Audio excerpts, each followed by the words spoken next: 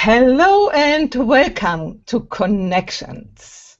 This is episode 37 and it is called Is Spiritual Practice for Emotional Balance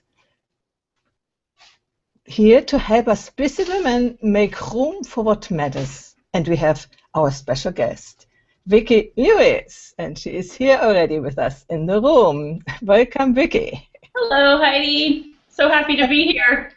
Yeah. So Connections is a forum which offers interviews and talks about the most important areas of our life, such as healing intimate relations, nurturing conscious awareness, and expressing who you are, and also how to continue your personal healing process. The purpose of our show is to inspire and teach you skills for dealing with the mental, emotional upheavals that happens to anybody from time to time. So all episodes are recorded and posted on our website, hangoutonconnections.com. And please interact with us live here on the comment part. We couldn't put on the comment tracker for whatever reason, I don't know, but we have it here on the cell phone and we will still see what you post and try to answer your questions. So about me, I'm a co-host together with Margherita. I'm Heidi from thepowerofrelationship.com. I'm a transformational coach, relationship coach, and I'm doing courses in relationship work and also retreats here in Italy in our beautiful Paradiso Integrale with my husband, Mark. And I think today it's enough for me. Come on, Margherita. Hello. Yay, here I am. And I am Margherita Lotus from the crystallotus.com. I'm a published author, creative artist, and intuitive life and business mentor, helping professional women to overcome emotional issues and stress so they can become happier in their relationships and find their higher purpose within their career. I also have a healing retreat for my private clients here in Kingston, Ontario, called Enchantment. And today's topic is called spiritual practice. And a spiritual practice has been the core of most religions and philosophical systems for millennia. Women and also men can benefit from engaging in becoming aware of the patterns that governs their beliefs and resulting life situations, such as chronic stress, engaged in a small, and when engaged in a small mind practice daily, such as meditation and practicing intention, dramatic results can often be achieved. The repeated beneficial action create healthy habits in all areas of life, including physical health, emotional well-being, and mental clarity. Our area of discussion today is about emotional balance in a very busy world. And we will focus on the situation for women leading highly stressful lives with careers and families to take care of. And for this topic, we have invited our incredibly special guest, Vicky Lewis. Thank you so much. Yeah, yes. And she is the founder of Clarity Queen. She is the gifted energy healer and transformational coach who helps people who have clarity and shift old paradigms in any area of their lives and businesses in a fun and efficient way. She can get to the root cause in any issue in a matter of minutes and then lovingly guide you to take back your power from any situation to create a deeper experience of joy, self-love, and passion. I hope I got this right. Do you want to add something to that, Vicky? That's the best way I know how to describe what I do. Yeah. Thank you so much for sharing that. Yeah. Mm-hmm. So I want to ask you the first question here. Mm-hmm. What do you do in your mind that helps your clients most when it comes to the spiritual practice? What my intention is is to help my clients love themselves and really put themselves first in their lives. And I feel like that is also, it is a spiritual practice. The big thing is, you know, breathing. Like if someone is feeling emotionally out of balance, you know, are you breathing correctly? You know, so what I've learned about breathing is that it's so simple, it's free, anybody can do it, and when we take a long, slow, deep breath, and we do that for a few moments, we are oxygenating our bodies. And stress cannot live in a well-oxygenated body. So it has this immediate calming effect for the person. So that's my first thing is like, you know, are you breathing? Yeah. Yeah, that's breathing consciously. Breathing consciously. Yes. Yeah, that's a very good advice. So are you going to share how we're going to breathe later on, or how do you want to do it? You know, it's not really like I have a lot of fancy techniques because I don't like to complicate stuff. I'm real simple, and it could just be taking a long, slow, deep breath, and you know, in every hour of the day, you know, if you can look at the time, okay, it's 10 after, okay, I'm going to take 3 long, slow, deep breaths at 10 after today. That's my commitment I'm making to myself. Wow, you totally oxygenated your body so much more than if you were just kind of moving in and out of your day and, you know, in reaction to whatever's happening, because that does affect your breath. Yeah. So, Vicky, what I would like to ask you, I'm a singing coach, a singing teacher, and I have found that many people don't know how to take deep breaths. You tell them to take a big deep breath, and what they do often is to blow up their breath, and this is not really the breath you are talking about, because this will augment the tension when you breathe in your thorax in this way, and its breath goes up to here, you know. So how do you tell them, how do you guide them that they learn how deep breath is working? I say, stick out your belly. I say, make your belly big. I'm from the South, so I talk kind of, you know, real down to earth, you know, so I say, okay, make your belly big. You know, bring it down and not up. And I'm so glad that you shared that, because so many people, we don't know how to breathe. Yeah, and this is something to consciously do. It's not hard, but it does take some awareness. And you just inhale through your nose, make your belly big, and exhale through your mouth.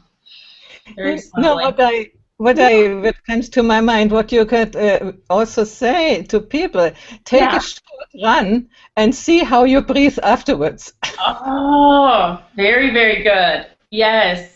Because after a short run, you cannot breathe only up to here. You really. No. I mean, after not so short a run, it must be a little bit some movement, some physical movement, and then when you feel, you know, it really goes down. So. Yeah. And a lot of it is another thing that I've noticed that really, really helps people is to help them shift all this stuff going on in their heads, all the thinking, and just, I go like this, move it down here. And keep your heart open. That is my biggest thing that I feel it really helps people more than anything, is to have an open heart. Yeah. Yeah. So I can ask another question. I interfere a little bit with the questions of Margherita, but I hope I can. I'm wondering, the title is Spiritual Practice, and we are talking about breathing. Yes. You know, people might ask, what is a spiritual practice? What is a spiritual practice? Can you talk about that? Well, you know, spiritual practice is relevant. You know, it's going to look different for me than it is for you, than my client. You know, it's going to look different for anybody. So I feel like we are spiritual beings. That's just, we're having a human experience, but at our core, we're spiritual beings. So just about anything can be spiritual, as long as it's done with awareness and consciousness And you know, that's, you know, you may want to, you know, for some people spirituality is, you know, going to church or reading the Bible or reading the, you know, a religious text, or it could be, you know, I've had a spiritual experience washing the dishes, you know, or petting my dogs, or, you know, it's about being in the moment and appreciating life and appreciating your connecting with yourself, but then also the grander essence of life. Yeah, that's what I mean by spiritual practices. You said it really very beautiful, Vicky, there about connecting to the heart. Yes. Right? Yes, that's the key. Mm-hmm. Mm-hmm. Yeah, I think anything, as long as your heart is open, anything can be spiritual. And you know, I want to live in a world where we're in that space all the time. That's the world I'm creating, is, you know, living in a place where we all have open hearts all the time. I feel like that would affect our communication. Oh my gosh, just, we wouldn't have the issues that we do now in the world of conflict and misunderstandings, and, you know, so it's all about the open heart. Can you describe a little bit how it is for a person who doesn't have that complete awareness in the heart yet? Yes. How is it like? How is the feeling they have when they do that? And can you describe that? I will. It feels joyful. It feels expansive. It feels safe. But the thing is that I've learned with working with people for many years around this and having an open heart is that we have a lot of pain and walls around our heart a lot of times, you know, because of the past or past hurts or relationships. You know, it could, there's so many different reasons why our little hearts are going to be walled up, you know, and that's why I do what I do, you know, with the energy healing and with the coaching, and is that it helps quickly and efficiently move, you know, help people have the awareness about what's going on, and they can forgive, let it go, create a new story, a new way of being, so they can feel safe, open in their heart, you know. And yeah, so yeah, that's really describes it quite well. Mm-hmm. Now the crux here as with people is, yeah, so how do you do that? How do you get to that state of actually controlling the doors of your heart to open? Yeah. When there is a battle zone in life, at work there is people demanding you, at home there is like tons of, it's multitasking, and for women this multitasking thing may not include actually having your heart open, and I think that's the key here. Yes. So can you describe some, other than or using a visualization or the breathing, and connect that with that door opening? Definitely. That's an awesome question. Well, first, it's a conscious choice, you know, to want to open your heart. You know, just say, oh, I want to feel better. I don't want to be in this, you know, hectic, crazy, you know, reactionary place anymore. I'm tired of this. This is not working for me. And a lot of it is choice. So the next thing is, you know, to spend some time, you know, in nature. I feel like that's one of the quickest ways to open our hearts and to just appreciate the amazingness of nature. You know, that could be just looking at a flower, or, you know, I'm a big believer in the power of a walk, you know, outside. And, you know, just 15 minutes, you can take your busy mind of stress and worries and things pulling on you, and just say, you know what, I'm going to just take my walk and just be in the moment. I'm just going to be in the moment, and, you know, whatever that takes, I'm going to choose to be in the moment, and I'm going to enjoy this walk, and just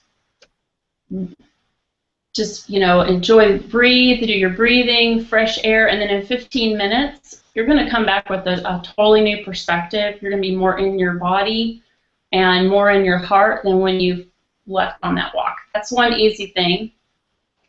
Another thing that I do is intention setting. I'm a big believer in what I call spiritual intention setting. This has made such a big difference in my life. I cannot emphasize this enough, is that in the beginning of your day, you could, do your little routine, but before you get your work day on, it could take 3 minutes. Seriously, like, it doesn't take a lot of time. That's why I like this, because people can't use that excuse like that I don't have enough time, so that's a big one that people use. So it takes 3 minutes. So you could say, okay, my intention for this day is to be calm and focused and aware no matter what. That's a very powerful intention, right? And my intention is to be in my open heart. That is just my open heart. My intention is to consciously say that. So I do that. I do that every day. And I also have started recording. I have a little recorder app on my phone, and I record it into my phone, my intention for the day, and I'll listen to that. So it's good for people who are, in the car or driving to work or on the train. They can just listen to their intention and just taking the 3 minutes and breathing that in, and all right, and then, all right, it's on. Okay. Yeah. Well, that's a very good tip, right? Because if you, I'm thinking I'm going to do that too. Like, so cool. Today I'm going to finish my taxes, or yes. Today I'm going to today I'm going to be happy no matter what, like something like that, and then I'm going to repeat it and listen to it, right? Or have myself call myself with the message, right? I feel like the way we say our intentions has a huge thing too, because when we claim it, right? Because claim in Hebrew means to ask and also demand.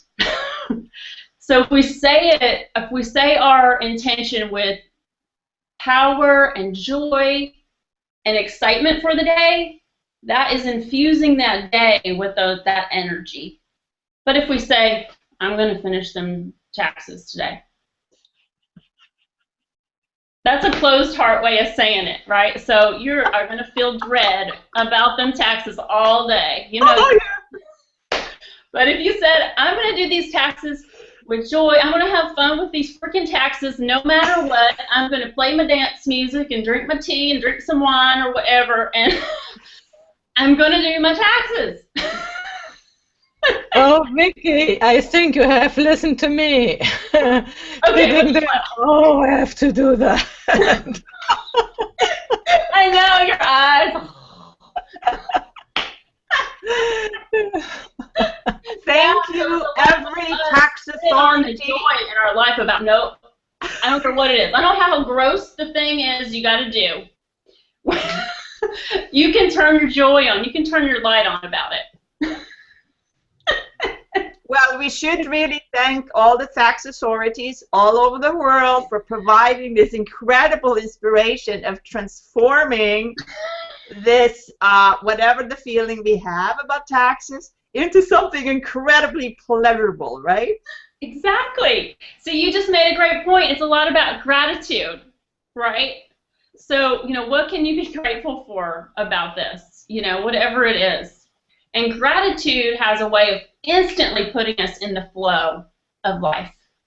Gratitude and joy.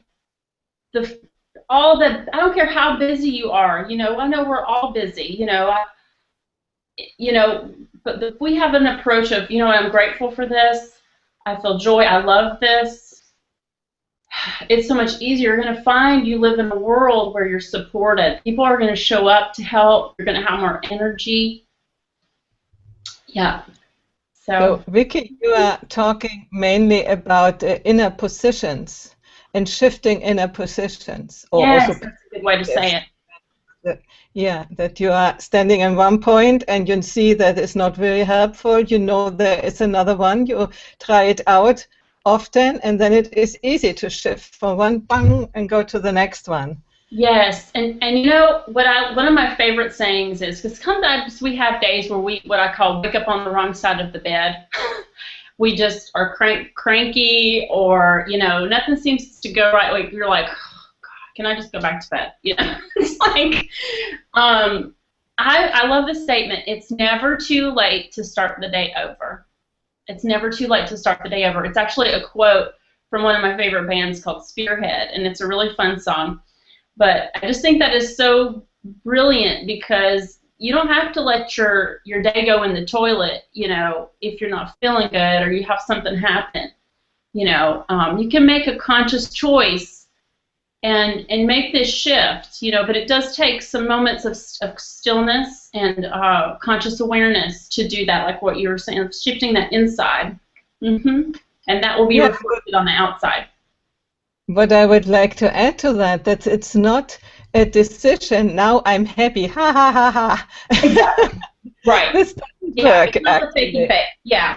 What I'm noticing with myself when I'm sad, or when there is one of these days, you know, for instance, last week, Margherita knows that my very favorite cat, with whom I had such a big connection, he died. Aww. And I just was not really in a good mood, and I'm still not completely out of it.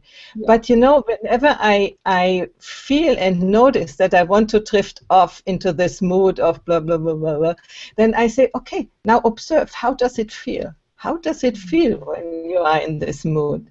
Yeah. And when I really allow myself to feel it, instead of thinking about I shouldn't be like this, I should be like that, and blah, blah, blah, blah, but really allow me to feel that, then it loses the power on me. It begins to be interesting even, you know, even bad moments begin to be interesting. So.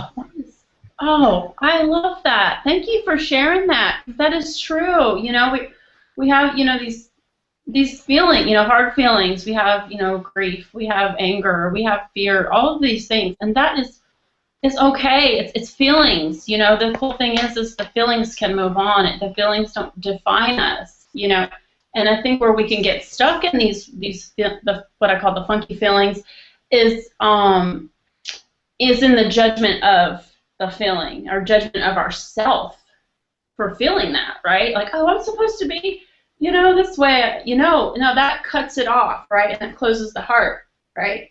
Because you're judging self. Oh, I shouldn't be feeling that way.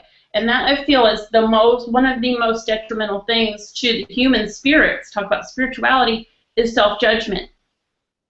I know that is so true. Yeah, and the opposite of that is self-love and acceptance, and just like, you know what, I'm really sad, my cat died, you know, and that's okay. So you move through that by feeling it, right? Instead of trying to get rid of it, because when you try to get rid of it, it's sort of sticking to you. Yes, it's what you don't want to look at. It's what will be there right with you all the time. Yeah. Absolutely. Yes. Oh, yes, that's really good. So I have another question for you, Vicky. Yes, ma'am. And that is, I know you are an animal communicator, and being an animal communicator, you have to understand humans very well. Yes, ma'am. So how do you apply what you know about the animal communication with how to integrate with your clients so that they can actually get what you're saying? How do you do that? Can you share some story or some ways you do that?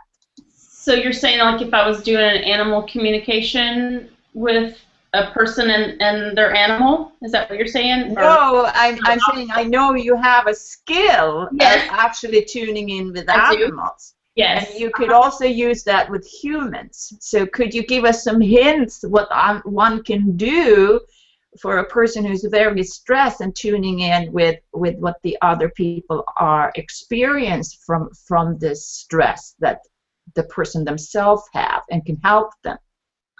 So what I've learned from the animal community that can help the people? Is that what you mean?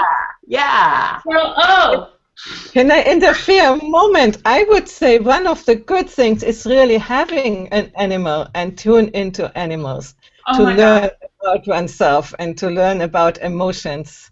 this is just to take it. That's totally. What have you learned? I mean, yeah. I mean, it's. Don't they teach us so much? I mean, I feel like I've learned a lot how to communicate with people through animals. You know, when I was a child, I found, you know, there was a lot of stuff going on in my house sometimes, and you know, I just felt more comforted by the animals, you know, and I felt like that was probably, they were like some of my first very close friends. And so what I've learned about animals is they unconditionally love. That's just, they don't have conditions about the love that they share or the love that they receive. Some humans do have issues with both receiving and giving love. And so much. And I've also, you know, they're in the moment. Oh my gosh, animals are so in the moment. And they don't hold grudges so much. You know, they do remember things for sure, but they don't hold grudges. It's so interesting, like sometimes I've talked with people who have animals and they've rescued the animals, right? And they're like, they want to know, you know, about the terrible past, you know, oh, what happened to my dog? You know, I feel like, you know, there was something really horrible that happened and I've rescued this dog from this situation. And the humans like to talk about that. It's interesting. But when I connect with the animals about that, they're like, I don't want to be considered a rescue. I don't. That doesn't feel like that honors their spirit and who they are. You know, I want to be seen as this courageous, you know, strong dog that I am. I don't want to be looked at like you rescued me. And then also, they don't want to talk about the past so much. They'll be like, whatever, doesn't matter, you know. And they'll move on. You know, they may have terrible scars and stuff on their body. Oh, they don't want to talk about it. It's like it's not important to them. They have this awesome human that loves them now, and that's where they are. And I feel like that can really help people, that kind of attitude, you know. So don't let your past define you. You know, be in the now. Yeah. Absolutely, and I want to add to that, that's exactly what I want still to write a blog post about what this cat has taught me. Oh, yes. About myself and about other people. It's really amazing. He has taught me something about really unconditional love. Oh, I love that. Yeah. Yeah, I'm doing the same thing. I'm writing a book about one of my dogs that recently passed, Phoenix, and she taught me so much about life, and I feel like, and also I feel like, you know, animals, your cat has a message for the humans. You know, that's what I've also discovered through animal communication that I didn't know before I started doing this professionally, is that a lot of animals, they do have a really special message for their humans, like a spiritual message. And because they know they're human more than anybody. They know the secrets of the human's heart, because they're always observing us. They know our rhythms, our patterns, our emotions, and so like I've talked with animals and they'll say, I said, you have a message for your human? And they're like, yeah. I said, they'll say, you know, my mom, she's been really wanting to paint again. She's not happy, you know, doing her work, but she puts her creative, you know, stuff on the back burner. Will you please tell her that I tell her to paint again, or something, or some kind of, oh, she really loves that friend, but she's not going to go see that friend because she thinks she's too busy, and will you tell her to go see that friend because when she comes back from visiting that friend, she's in such a good mood, or whatever, you know. They'll even say stuff about, well, I don't like your boyfriend, you know, I feel like you could, you know, deserve somebody better or something. Like they kind of know what we don't often admit to ourselves. That's what I've discovered. It's really interesting. So we come back to our topic. Spiritual practice is also live together with an animal. Definitely. Yes, yes. And there's so many, you know, studies, and you know, how animals can help, you know, people who are, say, in hospitals or are isolated, you know, from other, you know, people so much, and then they bring the animals in, and they've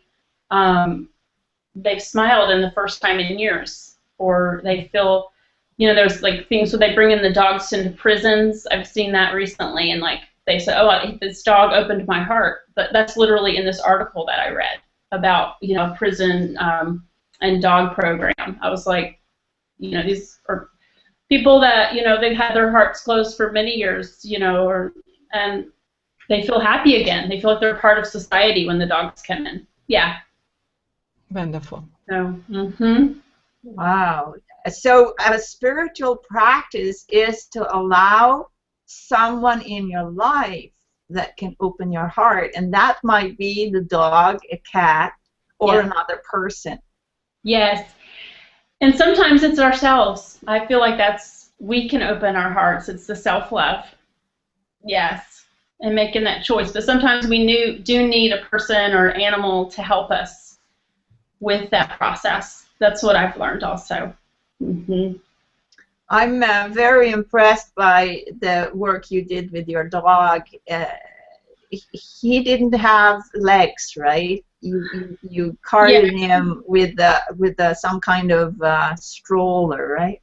Yeah, she had a condition that it basically her back leg stopped working, and then we did a dog wheelchair for a while, and then after the condition moved up and it got her front legs, so then we did a baby stroller for a while. And it was, you know, I was like, you know, am I making the right decision to keep her here? You know, because as humans, we can take them to the vet and they can help them move on, you know, make their transition. But this dog had Phoenix had such a strong spirit that she wanted to be here. And so I communicated with her. I had my mentor communicate with her. I was like, are you sure? Okay, you want to be here. So I honored her spirit and kept her here. And it, you know, it didn't matter how much work it was involved, you know, with, you know, caring for a dog who couldn't walk. It fed me. We fed each other spiritually. It was this really beautiful relationship. And, you know, I connect with her now. You know, she passed on in February. And I connect with her now in spirit, and she's just in bliss, happy, you know. And she's the dog that got me into animal communication, you know, professionally. So she's happy we're even having this conversation, you know, so about animals and spirituality and all of this. Yeah. Wow. Yeah. Yeah. Well, I think many people have an experience as a child having a pet and whatever kind it is. So what is the sort of takeaway that you want to share, Vicky? What are the three things, let's say, that the person might engage in to actually open their heart and become happier and actually connect with their spiritual self? Okay, my top three things would be spend more time in nature. And I'm not saying being on your cell phone and walking through the park. I'm talking about, you know, turning your stuff off, unplugging, and just appreciating, you know, the amazement of nature. Like it doesn't matter what season it is. There's always something really amazing in nature. You can look up at the sky and look at the clouds or the stars, or, you know, I feel like touching the earth can help people tremendously through, you know, there's a lot of research now called about earthing. You know, actually getting your body so your bare feet on the earth. You know, you could be sitting in a chair and putting your feet on the ground for 30 minutes a day on grass, preferably, or it could be concrete if you can't, but as long as because what happens is that balances the nervous system. And, you know, when our emotions get all wacky, and that's often connected with the nervous system. And so that's something that actually is a physical a physical way to balance our emotions is by getting our feet on the ground. I tell this to everybody. You'll be any of my talks, and I'm going to talk about earthing. So you can go to earthing.com to learn more about it. But that's a way to connect with nature, and that's my number one. So what you say is that busy women, when they have to prepare for the next day, they go out in the park, take off their shoes, and sit on the bench and do their work there Yes. instead of behind the desk. Yes, yes, yes. Or in your backyard, or on your patio. So you had patio and it was concrete over the ground. That's okay, because the electrons and all the healing energy from the earth can go up and into your feet, and that's what you really want. And you'll notice you'll breathe better. You'll be able to take a deeper breath more easily. It actually reduces inflammation and those aches and pains that we have. There's wonderful studies about it, and I love that science is known about this. This ancient practice, of touching the earth. So yes, busy women, go get your feet on the earth. That's number one. It's going to help you open your heart and be in the moment and actually calm the nervous system and just feel better and more balanced.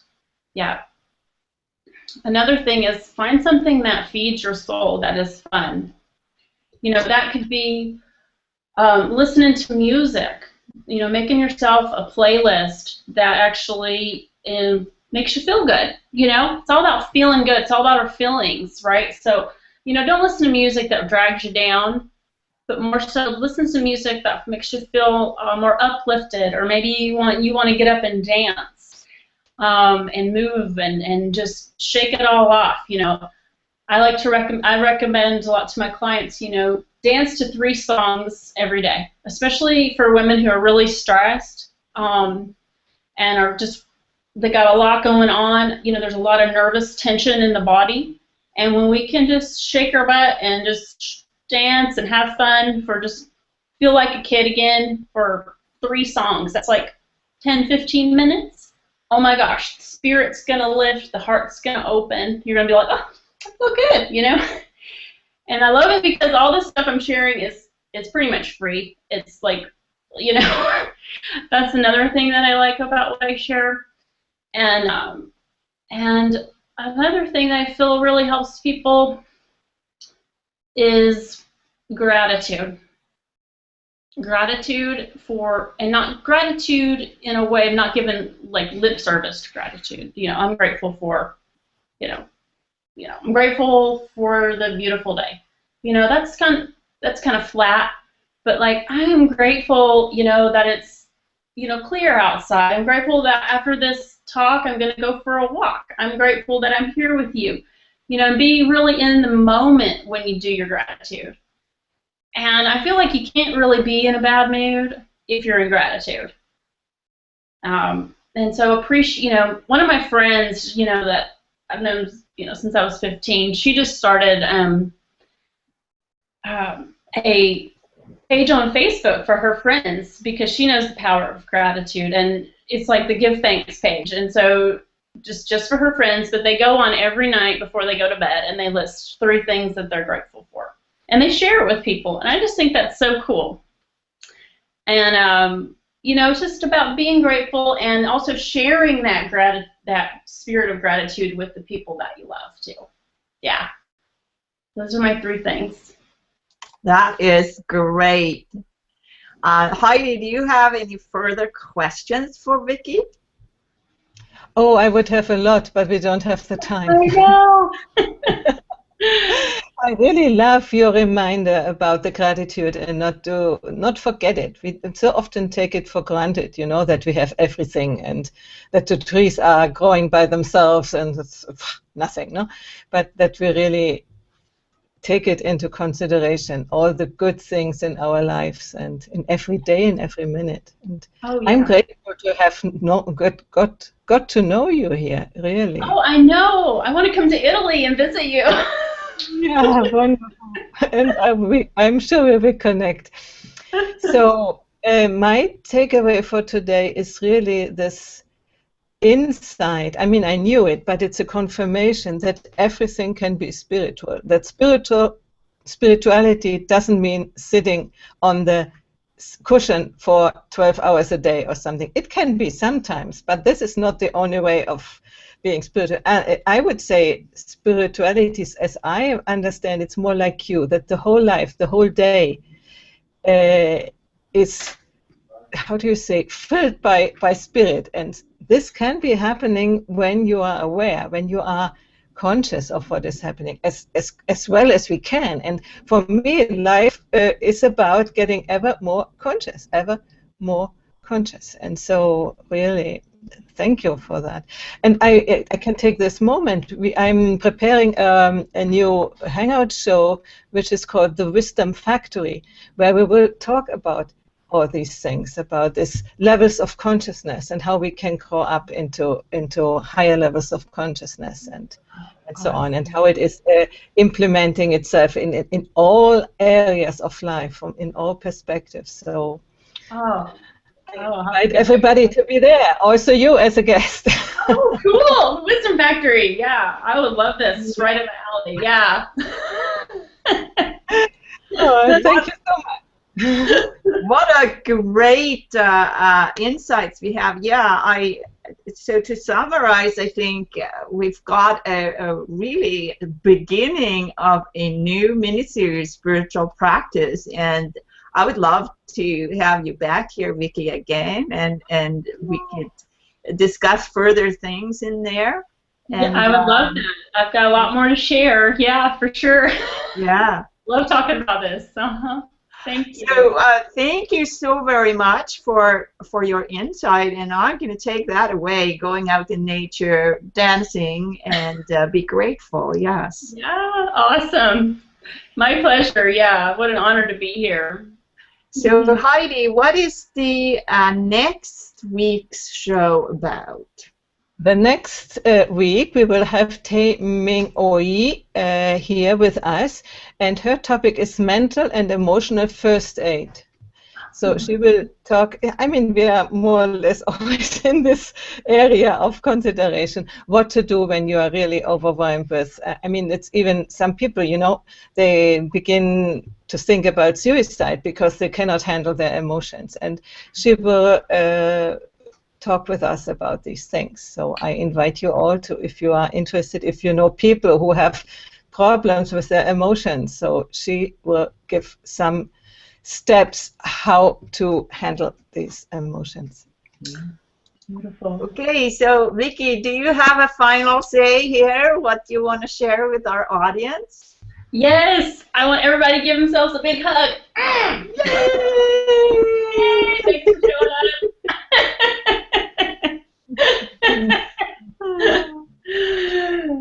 So thank you so much for participating today, and go out there and practice. Yeah. All right. Thank you, guys. I love you. Until next time. Bye.